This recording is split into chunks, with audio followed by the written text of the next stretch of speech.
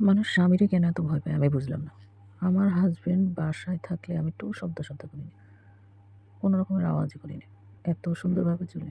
আর আমি ১০০ কথার মধ্যে ৮০টা কথা মিথ্যে কথা বলে। কী জন্য মানুষ এত স্বামীকে ভয় পায় আমি বুঝি না। আর আমার স্বামী কিছু চাওয়ার আগে আমি সেটা রেডি রাখি। বলবে কীভাবে? দোষটা ধরবে কীভাবে সে আমার? ধরারও তো কোনো স্কোপ নেই। কী জন্য মানুষের স্বামীরা এত ভয় পায় আমি বুঝি না। আর আমি যে মিথ্যা কথা বলি বা আমি যে ওকে ভয় পাই এটা তো আমি তাকে বুঝতেই দিই না। খামাখা মানুষের স্বামীকে এত ভয় পায়।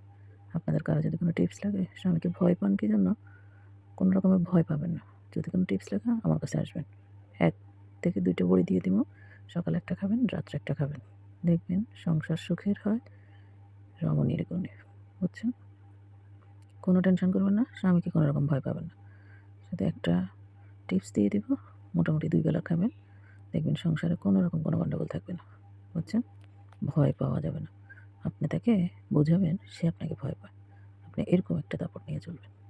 বুঝছেন? সবাই ভালো থাকবেন, নিজের খেয়াল রাখবেন।